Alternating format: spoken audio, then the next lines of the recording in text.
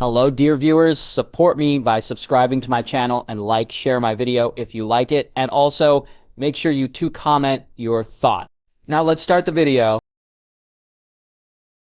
The Great Hall of Casterly Rock had never seemed more imposing than it did in the gray light of dawn. Tywin Lannister sat at the head of the massive oak table, his green eyes studying the maps and correspondence spread before him with the methodical precision of a master strategist. The silence was broken only by the scratch of quills and the soft rustle of parchment as his advisors worked around him. "My lord," Ser Kevan Lannister said quietly, setting down a raven scroll sealed with the direwolf of House Stark, "from our sources in the north." Tywin took the message without looking up from the tactical assessment he was reviewing. His brother had served him faithfully for decades, understanding better than most the delicate balance of information and action that governed their house's survival. In times like these, that understanding was invaluable. The contents of the scroll were unsurprising but concerning nonetheless. Ned Stark, who had previously returned to Winterfell, wounded but alive, is now recovering very fast. The northern lords are being quietly contacted, bannermen called to ready themselves. Most troubling of all, Jon Snow, his Jon, the boy he had shaped and molded for 15 years, was actively involved in these preparations. "How reliable is this intelligence?" Tywin asked, his voice betraying nothing of his inner thoughts. "Very reliable, my lord. Our contact has been in place for years, and their information has always proven accurate." Tywin nodded, setting the scroll aside and turning his attention to the larger picture. Robert Baratheon was now dead for quite some time, killed in a hunting accident that had been anything but accidental. Cersei had played her part perfectly, ensuring that the king's legendary appetite for wine had finally proven fatal. Now the realm balanced on a knife's edge, and every decision made in the coming days would determine whether House Lannister emerged triumphant or faced destruction. "Summon Sir Adam," he commanded, "and have Grandmaster Balabar attend us as well. We have much to discuss." As his men hurried to obey, Tywin allowed himself a moment of quiet reflection. The Game of Thrones was entering a new phase, one that would test everything he had built over the past 40 years. The Starks were honorable but predictable, the Baratheons were strong but fractured, and the other great houses would choose sides based on their own perceived advantages. But there was one variable in this equation that troubled him more than all the others combined. Jon Snow. The boy, no, the young man now, represented both his greatest success and his most dangerous gamble. 15 years of careful instruction had shaped Jon into exactly what Tywin had intended, a brilliant strategist with the cunning of a Lannister and the determination of a Stark. But loyalty, true loyalty, could not be taught or bought. It had to be earned, and Tywin was now certain that he no longer possessed Jon's. Ser Adam Marbrand entered the hall with his characteristic swagger, his golden hair catching the morning light. Behind him came Grand Maester Balabar, his chains clinking softly as he moved. Both men had served House Lannister for years, and both understood the gravity of the current situation. "My lord," Ser Adam said, taking his place at the table, "I've received word from our contacts in King's Landing. The transition of power proceeds smoothly. Prince Joffrey has been crowned, and the small council remains loyal." "For now," Tywin said dryly. "Loyalty purchased with gold is only as strong as the purse that maintains it. What of the City Watch? Sir Janos Slynt commands their loyalty, and Slynt answers to us. The gold cloaks will hold the city if needed." Tywin turned to the Grand Maester. "And what news from the Citadel? How do the Maesters view these recent developments?" Balabar's weathered face remained carefully neutral. "There is concern about the stability of the realm, my lord. Some of the Archmasters question the circumstances of King Robert's death, but they are scholars, not soldiers. They will adapt to whatever new order emerges." "Good." Tywin's attention returned to the maps, his finger tracing the borders between the Westerlands and the North. "Now let us discuss the real challenge we face. Ned Stark has returned to Winterfell, and he will not simply accept his king's death. He will investigate, and eventually he will act." "The man is wounded, my lord," Ser Adam pointed out. "Our sources suggest he may not survive his injuries." "Do not underestimate Ned Stark's constitution, Ser Adam. The man survived Robert's rebellion, the Greyjoy rebellion, and 15 years as Warden of the North. A few sword cuts will not kill him easily." Tywin's voice carried the weight of hard experience. More importantly, I have received news that he is recovering fast, and even if Stark dies, his sons remain. Robb Stark is young but capable, and he has advisors who are not. The unspoken name hung in the air between them. Jon Snow, the bastard who had been raised as Tywin's own ward, who knew their strengths and weaknesses better than any enemy had a right to know. My lord, Grand Maester Balabar said carefully, perhaps it would be wise to consider reconciliation. The boy was raised in our halls, taught by our masters. Surely some loyalty remains. Tywin's green eyes fixed on the maester with the intensity of a predator evaluating prey. Jon Snow is no longer a boy, and loyalty is a luxury we cannot afford to assume. He chose to remain in Winterfell when Cersei commanded his return. That choice tells us everything we need to know about where his true allegiances lie. It was a bitter admission, but Tywin had not built his power by indulging in comfortable illusions. Jon's decision to stay in the north had been strategically sound. It placed him where he could do the most good for House Stark and the most damage to House Lannister. The fact that Tywin could appreciate the brilliance of the move did not make it any less dangerous. "What are your orders, my lord?" Ser Kevan asked. Tywin stood, moving to the great window that looked out over the western sea.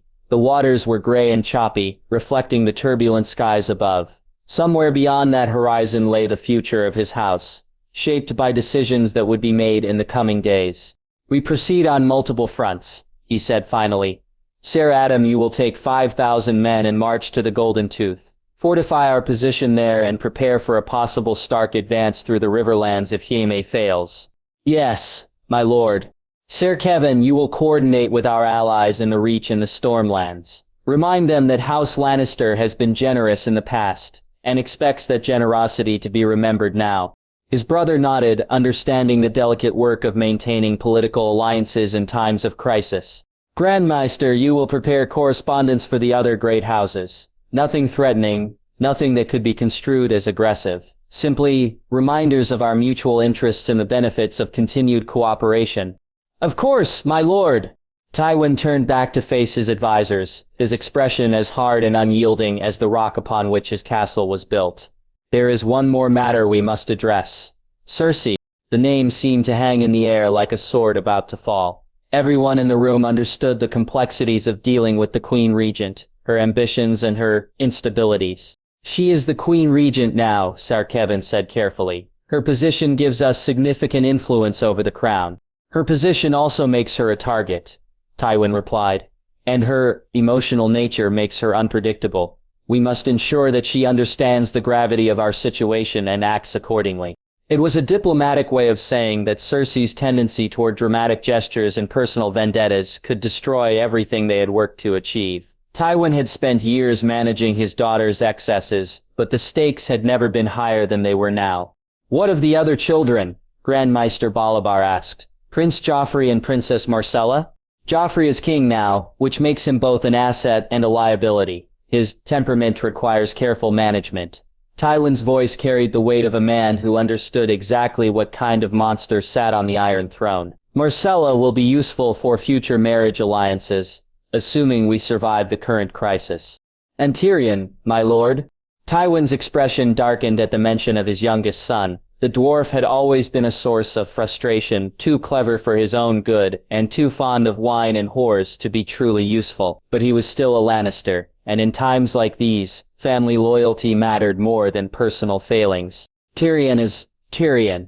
He will do what he believes is best for the family, which may or may not align with what is actually best for the family. Keep him informed, but do not rely on him for anything critical." The assembled men nodded their understanding. They had all dealt with Tyrion Lannister over the years, and knew the complexities of managing his particular talents and weaknesses. Now Tywin continued, returning to his seat at the head of the table. "Let us discuss our greatest challenge. Jon Snow knows us better than any enemy we have ever faced. He understands our tactics, our resources, our ways of thinking. More than that, he was trained by the best masters we could provide. In many ways, he is exactly what I intended him to become." "Surely that works in our favor, my lord," Ser Adam suggested. "If he thinks like us, we can predict his actions."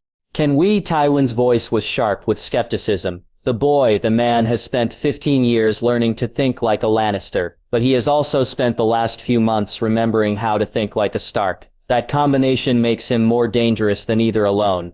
It was a sobering assessment, but Tywin had not survived 4 decades of political intrigue by underestimating his enemies. Jon Snow represented a unique threat precisely because he was, in many ways, Tywin's own creation turned against him. "What do you propose, my lord?" Ser Kevin asked. Tywin was quiet for a long moment, his mind working through possibilities and contingencies. The Game of Thrones was about to enter its most dangerous phase, and every move would have consequences that rippled across the 7 kingdoms. "We use what we know about him," he said finally. "Jon Snow may think like a Lannister, but he feels like a Stark. He will prioritize the safety of his family above all else, even above strategic advantage. That emotional attachment is both his greatest strength and his greatest weakness." "You mean to threaten his family?" "I mean to make him choose between protecting them and winning the war. A man cannot serve 2 masters, and Jon Snow will eventually have to decide whether he is truly a Stark or simply a Lannister wearing wolf's clothing." It was a cold calculation, the kind of strategic thinking that had made House Lannister the most powerful family in Westeros. But as Tywin looked out at the grey waters beyond his window, he could not shake the feeling that this particular gamble carried risks he had not fully calculated. Jon Snow was his greatest creation and his most dangerous enemy. In the coming war, one of them would prove superior to the other. For the sake of his house, his legacy, and everything he had built, Tywin Lannister could only hope that the student had not yet surpassed the master. The lion was preparing to roar, but somewhere in the north, a wolf raised by lions was preparing to howl back. The realm would soon discover which sound was more terrifying. The morning mist clung to Winterfell's walls like a shroud, and Jon Snow found himself thinking it was an apt metaphor for the uncertainty that had settled over the north. He stood atop the battlements, watching as men-at-arms went through their drills in the yard below, their movements sharp and purposeful in the grey dawn light. The sound of steel on steel rang out across the courtyard, a metallic symphony that spoke of preparation and impending war. 3 weeks had passed since his conversation with Robb and Arya about his true parentage, and in that time Winterfell had transformed from a sleepy castle into a hive of military activity. Ravens flew in and out daily, carrying messages to and from the scattered keeps of the north. Banners began arriving, first a trickle, then a steady stream of northern lords answering the call. But Jon knew that all their preparations would mean nothing if they couldn't stay ahead of their enemies' plans. The lessons Tywin Lannister had drilled into him over 15 years were clear. Information was the most valuable weapon in any conflict, and the side that knew more about their enemies' intentions would inevitably prevail. "You're up early," Arya's voice came from behind him, and Jon turned to see his sister cousin, he reminded himself, climbing the stone steps to join him on the battlements. She moved with the fluid grace of a trained fighter, her hand resting casually on Needle's pommel. "Couldn't sleep," Jon admitted. "Too much to think about." Arya joined him at the wall, her grey eyes scanning the activity below. At 13 she had grown tall and lean, her face losing the roundness of childhood, while retaining the fierce intelligence that had always marked her as different from other noble daughters. "The scouts returned last night," she said quietly. "I saw them ride in while you were meeting with the northern lords." Jon nodded. He had sent out carefully selected men 3 days ago, tasked with gathering intelligence on Lannister movements in the south. The information they brought back would help shape the strategies he was developing, but he hadn't yet had time to fully analyze their reports. "What did they learn?" Arya asked. "Tywin Lannister has called his banners," Jon said, his voice carrying the weight of inevitability. 20,000 men are gathering at Casterly Rock, with more coming from their vassal houses. Ser Edda Marbrand has been sent to fortify the Golden Tooth with 5,000 men. Arya's expression darkened. "They're preparing for war." "They've been preparing for war since the moment King Robert died," Jon corrected. "This is just the final stage of their preparations." He had known this moment would come from the instant he chose to remain at Winterfell rather than return to King's Landing with Cersei. The woman who had raised him, who had been as close to a warden as he'd known for 15 years, would not forgive what she saw as betrayal, and Tywin Lannister never forgave anything. "There's something else," Jon continued, pulling a small piece of parchment from his cloak. "One of our scouts managed to intercept this." Arya took the message, her eyes scanning the coded text. Jon had taught her the cipher during their training sessions, a simple substitution code that Tyrion had shown him years ago during one of their lessons in statecraft. "The wolf pup has shown his teeth," she read aloud. translating as she went. Recommend immediate action to neutralize threat before pack gathers. It's signed with a golden rose. Jon confirmed. It seems our activities haven't gone unnoticed in the Reach.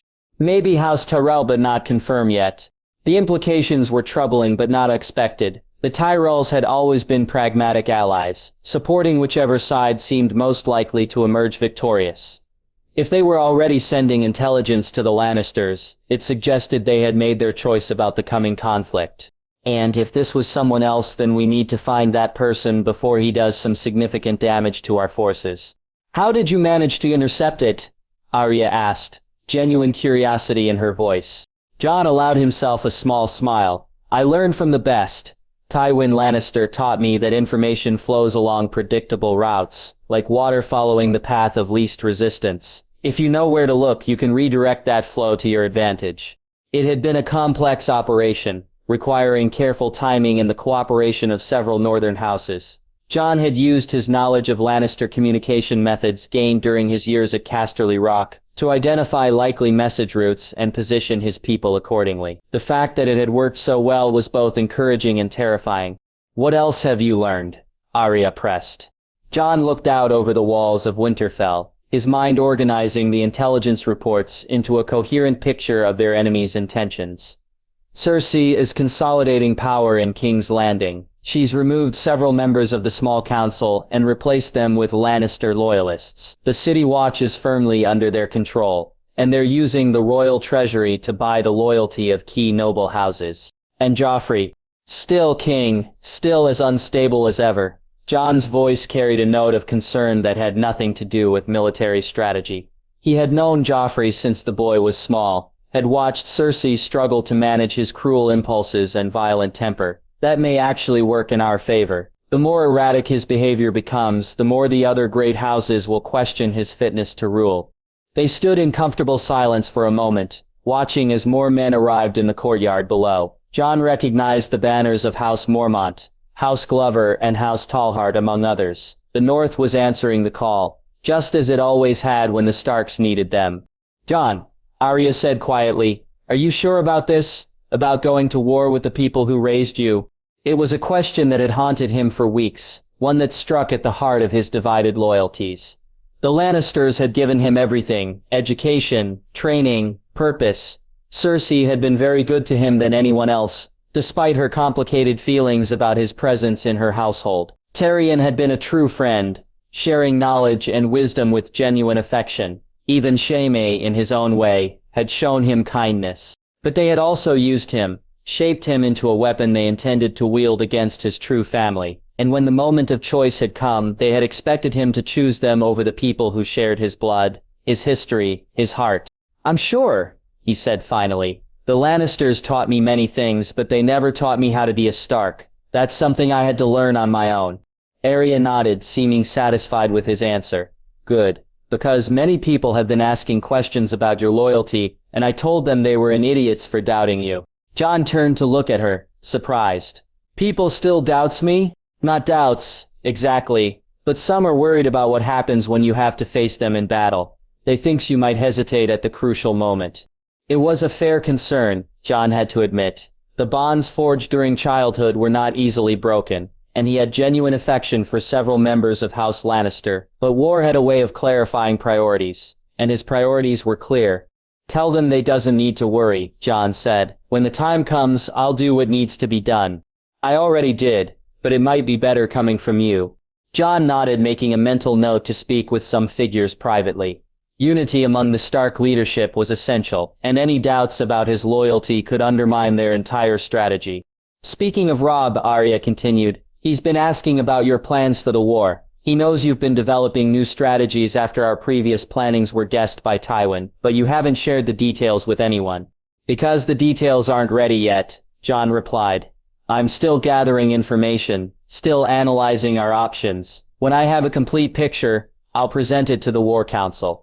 It was partially true, but not entirely. The reality was that Jon's current plans were far more complex and morally ambiguous than anything the Honorable Starks were likely to approve of. He was preparing to fight the Lannisters using Lannister methods, which meant embracing tactics that would make his father, his uncle, deeply uncomfortable. Can you give me a hint? Arya asked with a grin that reminded him of the mischievous child she had been. Jon considered for a moment, then decided that Arya, at least, might understand what he was planning. She had always been the most pragmatic of the Stark children, the one least constrained by conventional notions of honor and propriety. We're not going to fight them the way they expect, he said carefully. The Lannisters are preparing for a traditional war, armies meeting in open battle, sieges, straightforward conquest. Instead, we're going to make this personal. Personal? How? Jon's smile was cold and calculating, an expression that would have been perfectly at home on Tywin Lannister's face. The Lannisters have always believed that fear and gold can buy them anything they want. We're going to teach them that there are some things that can't be bought, and some enemies who refuse to be intimidated. Before Arya could ask for more details, the sound of approaching footsteps interrupted their conversation. Robb appeared at the top of the stairs, his face flushed from exertion and his auburn hair damp with sweat. He had clearly been training with the men below, working to hone the fighting skills that would be essential in the coming conflict. "Jon, there you are," he said, slightly out of breath. "Father wants to see us in his solar. All of us." Jon felt a familiar tightness in his chest at the mention of Ned. His father-uncle had been recovering steadily from his injuries, but he was still weak and often in pain. The fact that he was calling for a family meeting suggested that something significant had happened. "Did he say what it was about?" Jon asked. "I do not know," Robb replied grimly. The three of them made their way quickly through Winterfell's corridors, their footsteps echoing off the stone walls. Jon's mind raced through possibilities, none of them good. They found Ned in his solar, seated behind his desk with a raven scroll spread before him. Catelyn stood beside him, her face filled with worry. Bran sat near the window, while Rickon played quietly with his wooden toys in the corner. Sansa was standing beside her mother. The family was gathering, just as it had in the days before Robert's arrival had changed everything. "Sit," Ned said quietly, gesturing to the chairs arranged before his desk. His voice was stronger than it had been in weeks, but Jon could still see the pain in his gray eyes. When they were settled, Ned picked up the scroll and began to read. "To my beloved friends at Winterfell, I pray this letter finds you well and that Lord Ned has recovered from his injuries. I write to inform you that the Queen Regent has been planning to harm your family. She has hired some free swords to kidnap your eldest daughter if they fails to harm Jon Snow and Robb Stark. What she wants with Sansa is unclear until now, though I doubt that she plans to marry her to Joffrey. But this time I have intercepted the men and silenced them all. I write to inform you of the situation so that you can be alert all times to protect yourself. Your sincere friend." Silence filled the solar like a physical presence. Jon felt his hands clench into fists as the implications of the message became clear. Sansa was going to be used as a hostage, her marriage to Joffrey a chain to bind the North to Lannister rule. The gracious tone of the letter couldn't disguise the threat beneath. "Cersei," Jon said, his voice carrying absolute certainty. Ned looked at him with those gray eyes that seemed to see too much. "You know her well." "I should. She raised me."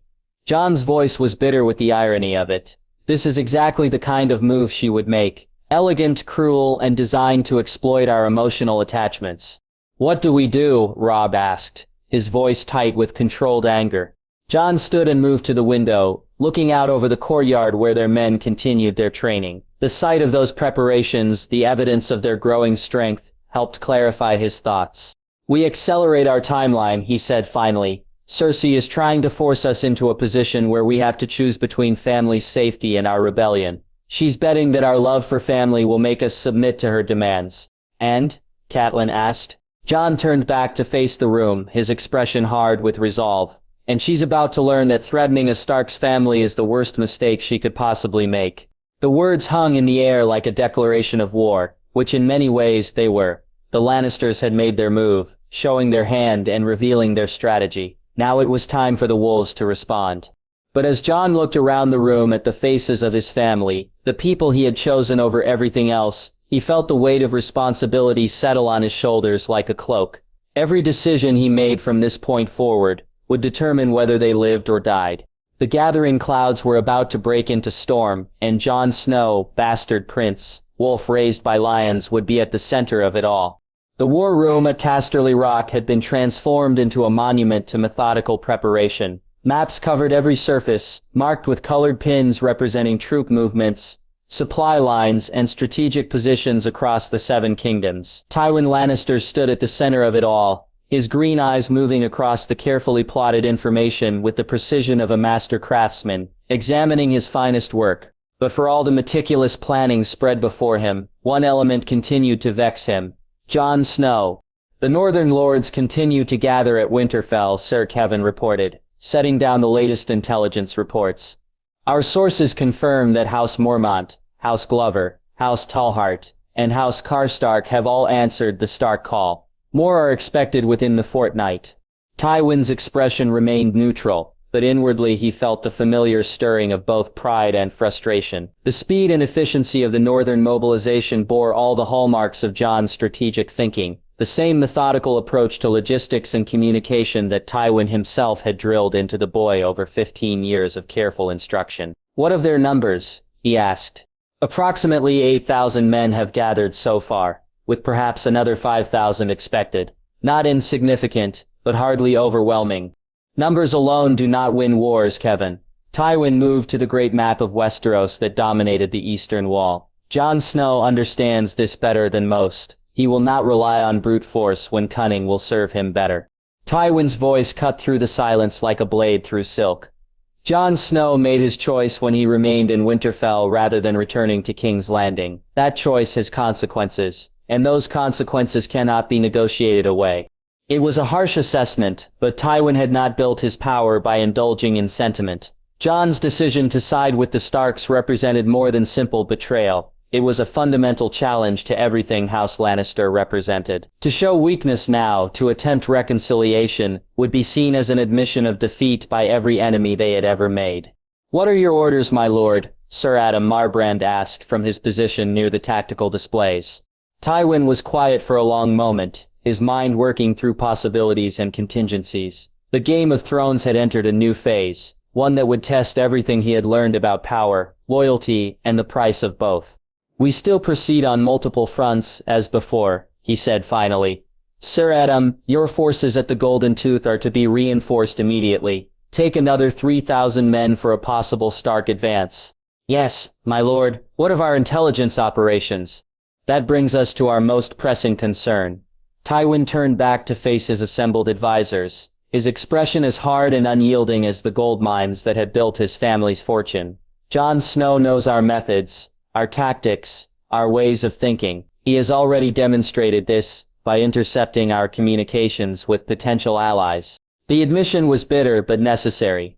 3 separate messages to houses Tyrell, Redwyne, and Hightower had been compromised in the past week, their contents somehow becoming known to Stark agents before reaching their intended recipients. The precision and timing of these interceptions spoke to intimate knowledge of Lannister communication protocols. "How is that possible?" Sir Kevin asked, though his tone suggested he already suspected the answer. "Because I taught him how," Tywin replied with characteristic bluntness. "Every lesson in statecraft, every discussion of intelligence gathering, every explanation of how information flows between great houses, all of it is now being used against us." It was perhaps the most frustrating aspect of the current situation. Jon Snow was not simply an enemy to be defeated. He was Tywin's own creation turned against him, wielding weapons that Tywin himself had forged and sharpened over years of careful instruction. "What do you propose?" Grandmaster Balabar asked. Tywin moved to his desk and retrieved a sealed scroll, its wax bearing the golden lion of House Lannister. "We adapt. If Jon Snow knows our traditional methods, we must employ methods he does not expect." He handed the scroll to Sir Kevin. "This contains instructions for our agents throughout the Seven Kingdoms. They are to begin spreading certain information about the situation in the north." "What kind of information, my lord?" "The kind that will make the other great houses question whether supporting the Starks is truly in their best interests." Tywin's smile was cold and calculating. Stories about northern ambitions, about Stark plans to dominate the other kingdoms, about the dangerous influence of a bastard who was raised by their enemies. It was a masterful piece of manipulation, designed to exploit the natural suspicions and rivalries that existed between the great houses. By painting the Starks as aggressors rather than rebels, Tywin could potentially isolate them from potential allies while strengthening his own position. And if these stories are not believed, Ser Adam asked, then we ensure they become true. Tywin replied, Jon Snow's greatest weakness is his emotional attachment to his new family. If we can force him into actions that appear aggressive or threatening, the stories will validate themselves. His strategy was elegant in its simplicity and ruthless in its execution. By manipulating Jon's protective instincts, Tywin could potentially turn the young man's greatest strength into a liability that would cost him the support of potential allies. What of Cersei? Sir Kevin asked carefully. She has been vocal about her feelings regarding Jon's betrayal. Tywin's expression darkened at the mention of his daughter. Cersei's emotional volatility had always been a challenge to manage. Cersei will do as she is told, he said firmly. Her personal grievances are secondary to the strategic needs of our house. And if she refuses to see reason, then she will be reminded that queens serve at the pleasure of those who put them on the throne. Tywin's voice carried the weight of absolute authority. I did not spend 40 years building our power only to see it destroyed by wounded pride and emotional excess. The threat was implicit but clear. Cersei's position as Queen Regent was dependent on Lannister support, and that support could be withdrawn if her actions threatened the family's interests. There is another matter we must address, Grand Maester Balabar said hesitantly. The question of succession. If the conflict with the Starks escalates, it will escalate, Tywin interrupted. Jon Snow will not simply submit to our authority, and we cannot allow his rebellion to succeed. This will end in war, and wars have casualties. The words hung in the air like a funeral shroud. Everyone in the room understood the implications. House Lannister was preparing for a conflict that could cost them everything, including the lives of family members. What of Tyrion? Ser Kevin asked.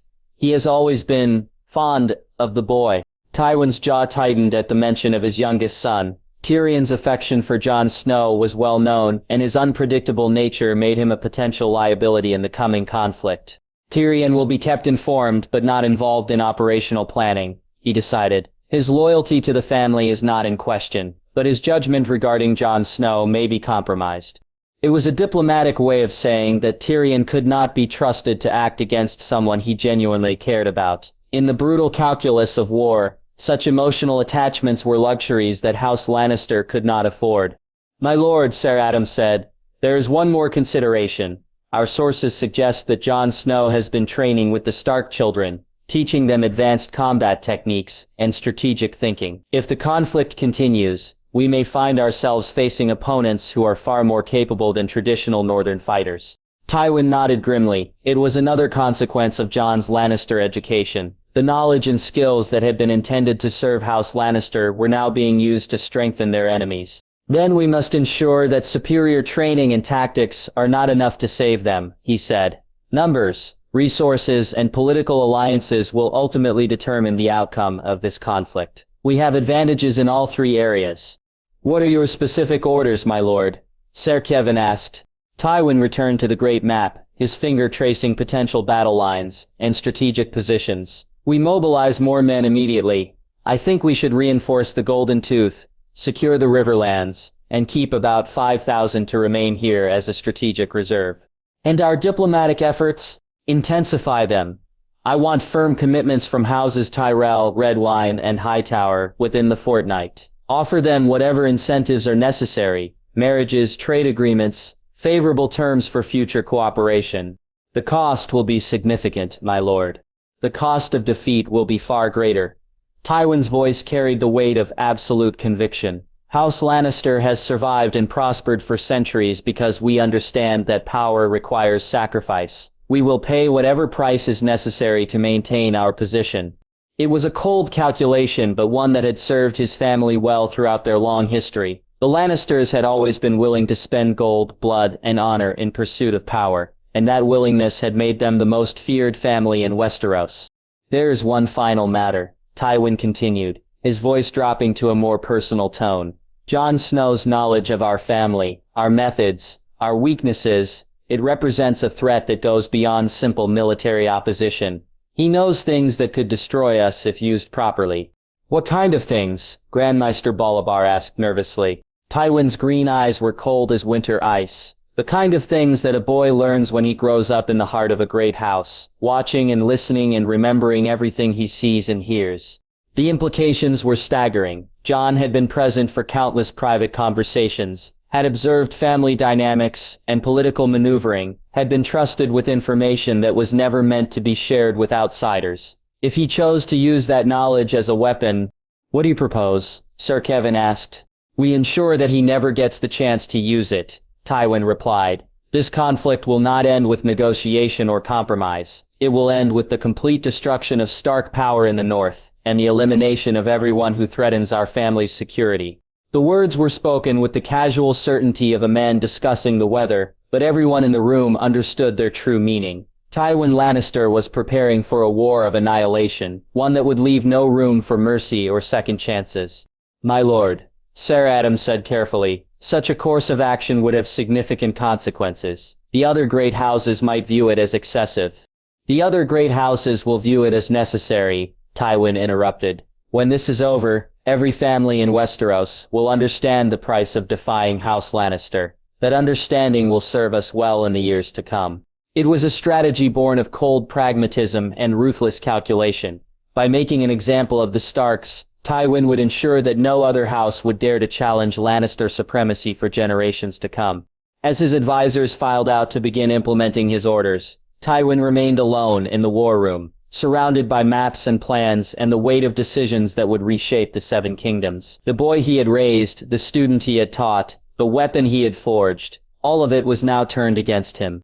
But Tywin Lannister had not built his power by accepting defeat, and he would not start now. Jon Snow might know Lannister methods, but he was still young, still bound by Stark notions of honor and family loyalty. Those bonds would be his downfall. The lion was preparing to strike, and when it did, the North would learn that some lessons could only be taught in blood. The pre-dawn darkness clung to the King's Road like a living thing, and Jon Snow moved through it with the silent grace of a predator stalking its prey. Around him, 200 carefully selected men from houses Stark, Mormont, and Glover followed his lead, their footsteps muffled by strips of cloth wrapped around their boots. The forest pressed close on either side of the road, providing perfect cover for what was about to unfold. Jon raised his hand, and the column came to an immediate halt. Through the trees ahead he could make out the flickering light of torches, the Lannister supply convoy, moving north under cover of darkness just as his intelligence had predicted. 50 wagons loaded with weapons, armor, and gold, guarded by perhaps 100 men who thought themselves safe on the King's Road. They were about to learn how wrong they were. "Remember," Jon whispered to the men closest to him, his voice barely audible above the whisper of wind through the trees. "We want the supplies intact. Kill only if necessary, but make sure none escape to carry word back to their masters." The plan was elegant in its simplicity, born from 15 years of studying Lannister tactics and 3 weeks of careful observation. Jon had identified this convoy through a network of informants and sympathizers, tracked its route through careful reconnaissance, and chosen this stretch of road for its tactical advantages. The Lannisters had taught him well, and now he would use their own lessons against them. Robb appeared at his shoulder, his face painted with mud and charcoal to break up its outline in the darkness. At 17, his brother had grown into a formidable warrior, but more importantly, he had learned to trust Jon's strategic judgment, despite his occasional doubts about divided loyalties. "The men are in position," Robb reported quietly. "Theon has the archers on the north side, Ser Roderick has the heavy foot on the south. We have them surrounded." Jon nodded, his eyes never leaving the approaching convoy. The timing had to be perfect, too early, and some of the wagons might escape too late, and the guards would have time to organize a proper defense. Everything depended on the next few moments. The lead wagon rounded the bend in the road, its driver hunched against the morning chill. Behind it came the rest of the convoy, strung out in a long line that would make coordinated defense nearly impossible. Jon could see the Lannister guards riding alongside the wagons, their attention focused on the road ahead rather than the forest around them. Arrogance, Jon thought with grim satisfaction. They believe their reputation alone is enough to protect them. He waited until the entire convoy was within the kill zone, then raised his hand and brought it down in a sharp chopping motion.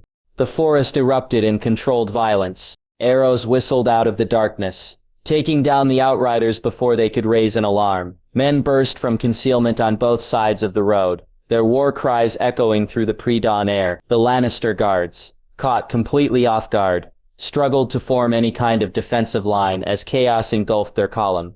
Jon drew his sword and spurred his horse forward, leading the charge from the center. The rough-looking Valyrian steel blade left by his mother that Ned gave to Jon as a present sang through the air, as he cut down a guard who was trying to rally his men, the ancient metal parting mail and flesh, with equal ease. Around him, the carefully planned assault unfolded with mechanical precision.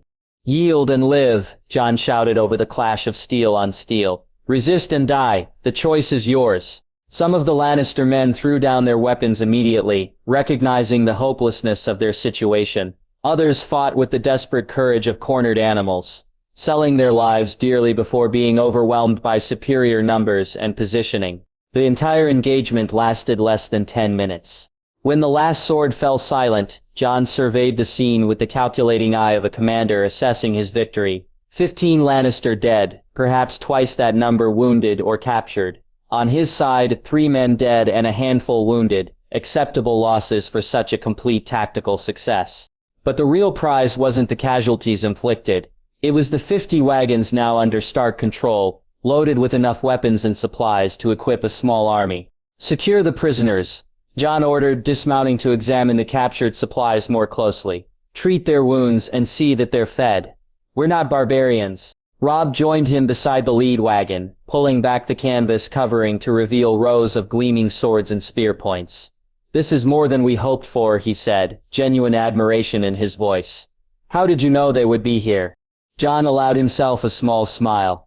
"I know how Tywin Lannister thinks. He would never send supplies north through the main roads where they might be spotted by our scouts. Instead, he uses secondary routes, moving at night to avoid detection. The problem is, there are only so many roads suitable for heavy wagons, and I know them all." It was more than simple knowledge of geography. Jon had spent years studying Lannister logistics, learning how they moved men and supplies across vast distances with ruthless efficiency. That knowledge, combined with intelligence gathered by his growing network of informants, had made this ambush possible. "What's our next move?" Robb asked. "We disappear," Jon replied, already turning his attention to the practical details of withdrawal. "Strip the wagons of everything useful, destroy what we can't carry, and scatter the convoy across the countryside. By the time Lannister reinforcements arrive, there will be nothing left but empty wagons and confused stories from the survivors." It was a lesson learned from the mountain clans of the Vale. Strike hard, strike fast, and vanish before the enemy could respond. The Lannisters would know they had been hit, but they wouldn't know by whom or how many, and that uncertainty would force them to spread their resources thin, trying to guard against future attacks. The work of looting and destruction proceeded with practiced efficiency. Weapons were bundled and loaded onto pack horses, gold was distributed among the men, and anything too heavy to carry was put to the torch. Within an hour, the convoy that had represented months of Lannister planning and preparation was reduced to smoking wreckage. "Jon," Theon Greyjoy called out, approaching with a leather satchel in his hands. "You need to see this." Jon took the satchel and examined its contents. Official correspondence bearing the seals of various Lannister allies, detailed maps of the North marked with troop positions, and most interesting of all, a coded message that he recognized immediately. "What is it?" Robb asked, seeing the expression on Jon's face. "Intelligence," Jon replied, his mind already working through the implications. "Tywin is moving faster than I expected. According to this, he's already secured commitments from houses Tyrell and Redwyne, and he's negotiating with the Martells for passage through Dorne." The strategic picture was becoming clearer, and it wasn't entirely encouraging. The Lannisters were building a coalition that could potentially overwhelm the North through sheer weight of numbers, even with the tactical advantages Jon's knowledge provided. "How much time do we have?" Robb asked. "Weeks, not months," Jon replied grimly. "We need to accelerate our own timeline." The ride back to Winterfell was conducted in stages, with the column splitting into smaller groups that took different routes to avoid detection. Jon rode with the vanguard, his mind already turning to the next phase of their campaign. This first strike had been successful beyond his hopes, but it was only the beginning. They reached Winterfell as the sun was setting, painting the ancient walls in shades of red and gold. Word of their approach had preceded them, and the courtyard was filled with cheering men as they rode through the gates. The sight of captured Lannister weapons and the stories of their victory spread quickly through the castle, lifting spirits that had been dampened by weeks of preparation and uncertainty. Ned was waiting for them in the great hall, seated at the high table, despite his ongoing recovery from his injuries. His gray eyes took in the scene, the triumphant return, the captured supplies, the boost to morale, and Jon could see approval there, mixed with something that might have been pride. "Report," Ned said simply, as Jon approached the high table. "Complete success, my lord," Jon replied formally, though his voice carried warmth when he addressed the men who had raised him. 50 wagons captured, minimal casualties on our side, and valuable intelligence recovered. He handed over the captured correspondence, watching as Ned's expression grew more serious as he read through the documents. "This changes things," Ned said finally. "If Tywin has secured these alliances, then we need to move faster and strike harder," Jon finished. "This raid was just the beginning. We need to disrupt their supply lines, destroy their forward positions, and force them to fight on our terms rather than theirs." Around the hall, the northern lords who had gathered for the evening meal were listening intently. Jon could see the mixture of excitement and apprehension on their faces. Excitement at their first victory, apprehension at the scale of the conflict they were entering. "What do you propose?" asked Lord Rickard Karstark, his weathered face serious in the torchlight. Jon moved to the great map that had been mounted on the wall, the same kind of tactical display that had dominated the war rooms at Casterly Rock. But instead of showing Lannister positions and movements, this one tracked northern forces and potential targets. "We expand our operations," he said, pointing to various locations marked on the map. Small, mobile forces hitting supply convoys, isolated garrisons, and communication lines. We make it impossible for them to move men or materials north without constant harassment. "Guerrilla warfare," observed Mage Mormont, the fierce lady of Bear Island. "It's not the northern way."